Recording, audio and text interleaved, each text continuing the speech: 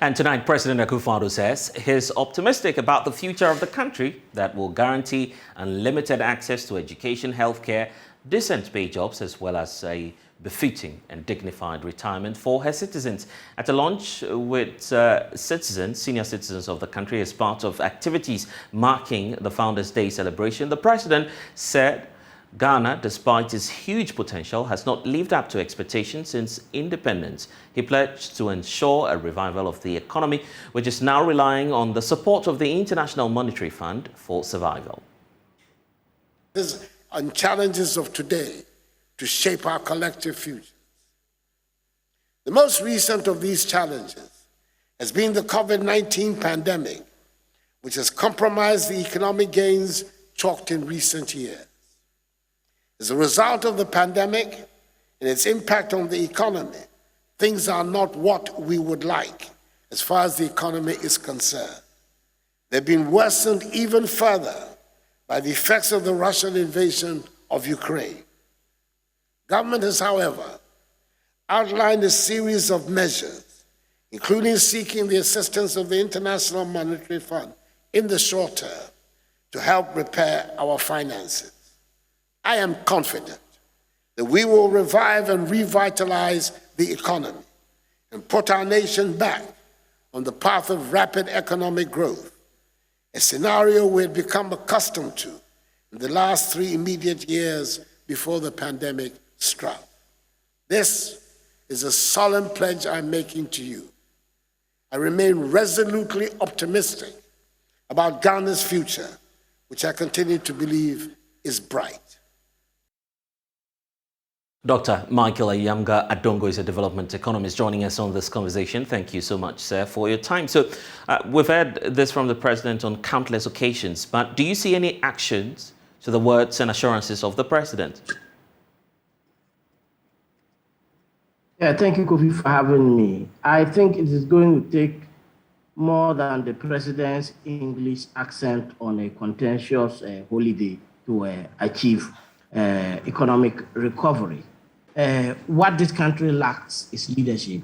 Patriotism and hard work and dedication has never been scarce in this country. But these are some harsh words. I'm sorry for cutting through, but I guess these are some harsh words. Doc, I guess these are very harsh descriptions you're using against the president. Yes, right? Exactly. I think that on a day like this, we need to be very forthright and say that this holiday is contentious. And if you wanted to call for national unity, you don't have to do it on this day. This is a day that divides the country. If you watch social media, you watch everywhere, you will notice that everybody is celebrating different things. Some are celebrating Nkrumah, others are celebrating the Big Five. Let me call it that way. And if you want to foster national unity, you don't do that on a day that many see as a day set aside to diminish the standing of Osagyefo Nkrumah, who many see as the legitimate founder of the Ghana. So I think that if the president wants to forge national unity, he should do it on a day that everybody considers to represent our history. Yeah, yes, but I guess what we are as a people. Yes. So I have a very... Yes, having said that, you can always believe in the Ghanaian to bounce back.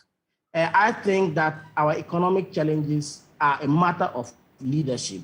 And as a result of mismanagement of the economy, exemplified by reckless borrowing and misapplication of the process of economic growth. So if you look at us today and want to blame what happened in this country on COVID and Russia, it is a misdiagnosis of the problem and we are not going to move forward.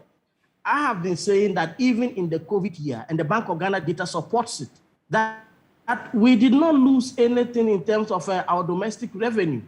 In fact, in 2019, our domestic revenue, including grants, our domestic revenue grew, our revenue, including grants, grew. So you can't tell us that even when your revenue is exceeding the pre-COVID years, you blame COVID for what is happening in this country. We have borrowed excessively. If you go into the markets and ask why is Ghana where it is today, they will tell you that it is debt, DE, distress. It doesn't have to do with COVID. It is the excessive borrowing and misapplication of these funds that have resulted and has led us where we are. And we need to accept that and stop blaming COVID. I have said it time with that number, that alone would prevent us from moving forward as a nation. You try to blame the issue on revenue. And for example, the only thing missing today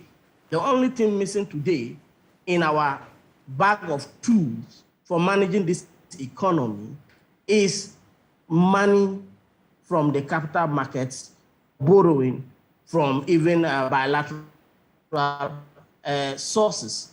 That is the only thing missing. If you look at even our tax revenues and our other source of revenue, you notice that even COVID hasn't done anything significant to them. This is a government that has accumulated about 246 billion Ghana cedis since it's 45. It has more than doubled that. And over the years, it has been spending less on capital sectors and spending mostly on consumables and consumption, and has failed to actually diversify this economy away from gold and away from oil. So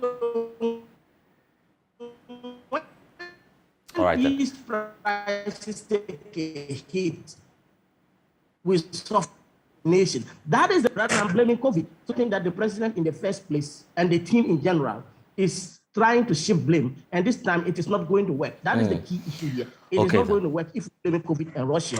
We are not an island. Other countries are faced with Anyway, I guess we're having some challenges with the connection there, but your point is well made. Dr. Ayamga Adongo, development economist, joining us from Zanzibar. We're grateful for your time.